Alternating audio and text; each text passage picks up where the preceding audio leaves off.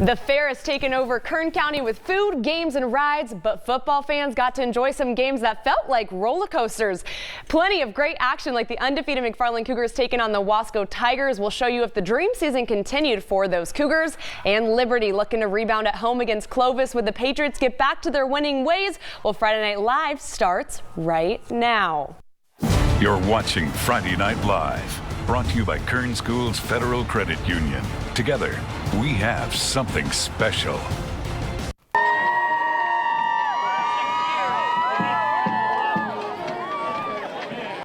Things got a little weird there, Matt. Area 51 was invading Wasco tonight. Nobody showed up to the actual site, but at least the high schoolers had some good spirit. Yeah, and I love to see the aliens at our games. So welcome into Friday Night Live. I'm Carrie Osef alongside Matt Lively. Matt, McFarland is well known for its legacy in cross country. Even a movie was made about it. But right now it's the football program that's looking strong. And they are undefeated in the first leg of, got it. And we're did you get that? I got it. Okay. That was bad. And we were looking to get another win on the road. But the Wasco Tigers were hoping to get in the getting their way with a win as these two open up league play. The last time they were able to beat Wasco was 20 years ago. Our game of the week is the McFarland Cougars and those Wasco Tigers. McFarland coach Casey Quinn is trying to get his guys going here before the game, and Wasco fans excited to see their Tigers play. But let's start with those Cougars. Julian Avila finds Marcos Ramirez. Extra point is no good, but the Cougars start things out early with a 6-0 lead. Of course, though, Wasco is going to respond with that home field advantage not much later with a touchdown. Then another Jacob Villanueva to Christian Alvarez, 13-6. Almost missed that play. Wasco's not known for running. Well, Martinez and Villanueva wanted to prove otherwise, passing to Sean Sharp as the Tigers go up 3 scores. And on top of it, guess what? They're going to get 2 more points and abduct the game here. 2-point conversion is good with Alvarez. Wasco wins this one with a big-time final of 48-21. So Chad Martinez, before the game, I was talking about his rushing game. Yeah. I think he kind of put that on me on purpose and made them pass. You were the reason that they scored through the air. You're welcome. It's points. Before last week, Liberty had also held on to an undefeated record. Tonight, looking for that bounce back after losing to Buchanan. Yeah, these Patriot fans were not upset about Antonio Brown getting cut. They were just excited to finally watch their team at home. Both teams coming in with just 1 loss under their belts. Liberty was tested early, deep throw down the sideline here from Isaiah Robles, but it falls incomplete. Robles could use his feet too, but now we go to a field goal. Braden Belvins was just automatic all night. He hits 2. Blevins is always looking good with his leg, that's for sure. They were trailing 13-3, but he connects on that one. Liberty goes on to win 43-14. Well, Bakersfield Christian playing to keep their unblemished record alive. Faith Lutheran at home on the road to face BCHS. Ball here first, Marcos Canales for the deep pass, interception by Ronnie Simrel to gain some yards midfield. BCHS to take possession next. The next play, Dominic Gamboni with the ball in his hands, throws picked off though by Hunter Capico. Looks like defense in all of this one. Major yards to end up around the 20. Lutheran goal line, Riley Schwartz passes to Amani El Nawal for the touchdown. This was a tight game, but BCHS would fall for the first time this season from the ranks of the unbeaten as Faith Lutheran takes this one 28-21. Well, Ridgeview on the road tonight at Clovis North gets right to this action. Anthony Ramirez to Zion Hall. Hall does the rest, speed to find the end zone. Guess who's going to love this? Coach Cornford's going to love what he sees. Loves that offense. He's real quick. Well, a little later, Jonathan Ventura with the interception takes it into the Broncos territory. This is looking good for them. Ensuing drive, though, it's going to be... Well, we're going to let this play go out because it's a little longer than I anticipated. Well, Ramirez checked the effort, find the end zone here. It's 13-0 Ridgeview. The best play, though, is going to be this next play you're going to take a look at. Ramirez to Elijah Alexander. He's usually a defensive guy, but Alexander Williams, this wouldn't result in points, but a big-time catch. At one point in the second half, this game was tied up, but Clovis North took control in the clutch and scored the final 2 touchdowns, winning 41-27. Like quarterbacks who can throw. Stockdale, let's take it to their game. They are taking on Sunnyside. Jack Kaiser passes to Jeremiah Gradowitz in the end zone. Mustangs quickly up 23-6 at the end of the half. Good capture on the cameraman. Yeah, I love that. Early third, Stockdale ball. Here comes Sunnyside's Alante Elerby for the safety. Stockdale is still up 23-8. And then Jack Kaiser again, he scrambles, no safety this time. He finds Larry Brown in the end zone. Look at what he's doing with his feet there. Looks a little Baker Mayfield-ish. It was a back-and-forth game, but Stockdale gets the win at home 29-20. Well, moving on, the Titans taking on the Falcons. Independence in search of its first win. Frontier Titans, we're going to start it with them. Quarterback Israel Shavaria tosses this one to Jacob Stevens. He's going to run out, scramble a little bit, then gets his guy Stevens. That puts the Titans up 40-14. Things are looking good from Frontier for here. Shavaria then is going to hand this one off. Let's go to the ground game. Running back takes this one down the field. They would kill time from there as Frontier takes this one 43-14. Independence still winless on the season. St. Joseph, they were taking on the Golden Hawks. They were looking for a win on their homecoming game in the third, trailing 8-7. Centennial gets a huge turnover at the goal line. Noe Carlos picks it up. My goodness, what a play. Sorry, that's not Noe Carlos. He's coming up. Noe Carlos here, he drills a kick. And then a punt. It was blocked by St. Joe's. You would think, hey, they might score on this one, but it was actually the Golden Hawks defense coming up when it mattered. They would win the game 10-8. Wow, that was a tight matchup, but we know that those Golden Hawks, they got their win on homecoming, or were looking for a win on homecoming. Yeah. And of course, the Liberty Patriots were also enjoying some time at home. Oh yeah, the Liberty Patriots were at home, but you know what? I just want to talk about homecoming. Yes. There was lots of celebration going down at Centennial. They were practicing some moves for the dance tomorrow, and even though I actually lost Homecoming King to my best friend, thanks a lot, Jake Backetall, I was happy to celebrate. Yeah, I was happy to celebrate with the Golden Hawks tonight. Look at our Phantomonium. Good dance moves. They all came out at halftime and they were dancing.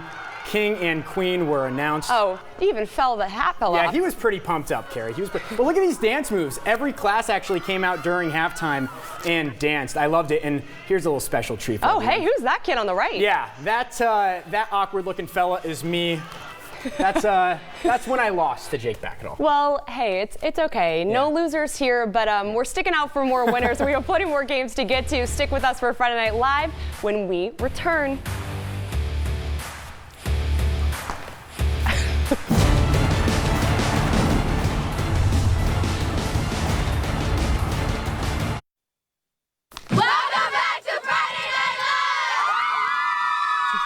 Gotta love those silver shiny pom-poms, right? Yeah. Catches your eye. It might be distracting the football players. Like, oh.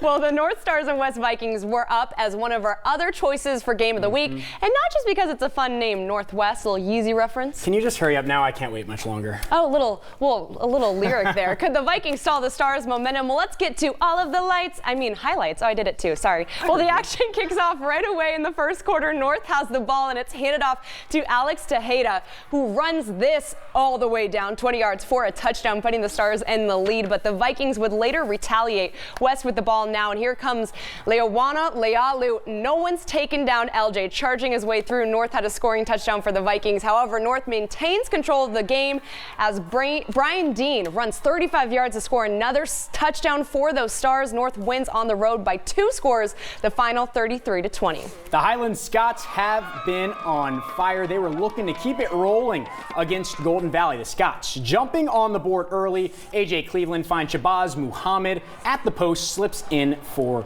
the score. We see you, Shabazz. Shabazz. Yeah, he told me. He's like, this is how you say my name. I said, okay, I won't say it wrong on air. And then on the punt for Golden Valley, look at the moves on Nicholas Salas. He's a wide receiver and a safety, but he was telling coach, hey, I can return punts too. Slips a couple defenders down the sideline. Highland kept their foot on the gas all game long. They won it 38-0 and heading home with a shutout victory. And that kid's a baseball star too. Wow. Kennedy playing to stay undefeated tonight, hosting Taft homecoming night at Kennedy. Began with that crowned homecoming king and queen. Well, first quarter to the action. Taft with the ball, quarterback with the toss. Wildcats breakthrough for 50-plus yards, touchdown. Mario Mian not liking what he sees. Well, then Kennedy rolls through Taft's defense here. Quarterback Jose Cota somehow, someway sneaks it in for the touchdown. Believe it or not, this one was actually a 14-13 game at one point, but the T-Birds scored 64 straight points to make it a final of 78-13. Mario's not happy. Things happen. Let's go. Cesar Chavez, Shafter, third quarter. Shafter with the handoff. They would take it. Look at all these broken tackles. And they would score. On a nice little run there for the Generals. Later in the game, they were in the red zone. Vincent Juarez will score for Chavez.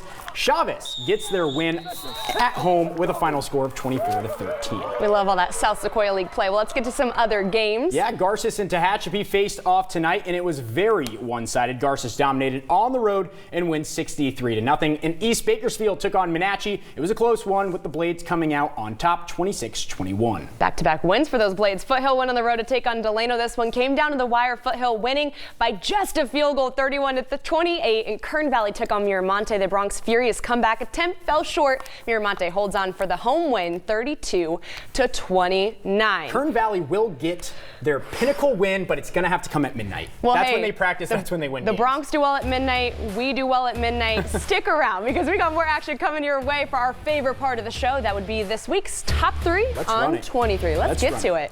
You have any top plays? Can you do us anything? Yeah, my dance moves. Cut it.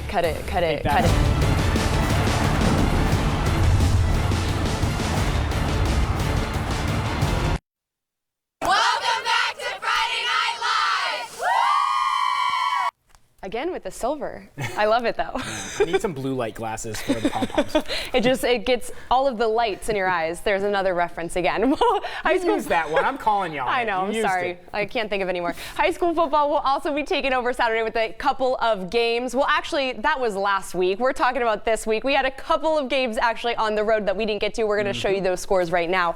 Starting off with Fraser Mountain took to the field at home. Desert Mountain, we couldn't get that score. Guys, remember, if you see the score, send it in. #23FNL. Well, another game, Burroughs was able to take out the Aztecs 31-14. Yeah, I love it. But let's just get to the best part of the show, Carrie. I know. Let's run into it.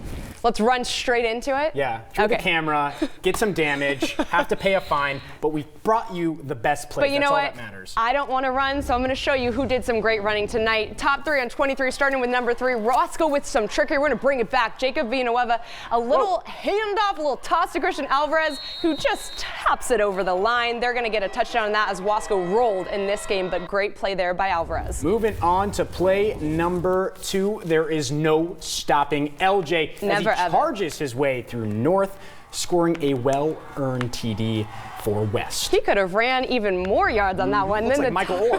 The top play of the game goes to the Golden Valley, punting this one away, and Nick Salas. You guys saw it. This guy is a multi-sport athlete, but he's just got speed for days. He's this fast, yes. Highland got the big return and one big, wow, that's some great plays. We love to see that. We love the returns, and we love the speed, and we can't keep up. You know what I liked about this week? Last week, it was Friday the 13th. It was scary. The driller mascot was haunting me the whole time. This week, still haunted. I got to, I will be haunted for life. This week, I got to watch some homecoming dancing, relive some glory days. Oh, glory days. I don't even know what those are, but I guess that just means I'm older than you. You're still living in the glory days. That's what it is. But as always, guys, we thank you for joining us for Friday Night Live. We will be doing week 6 next week. We had some fun. South Sequoia. Everybody's jumping in the league. I know. We like to see South Sequoia League getting into it, but we'll see all the other teams next week. So thanks for tuning in. We'll see you then. Teamwork. Teamwork makes the dream work.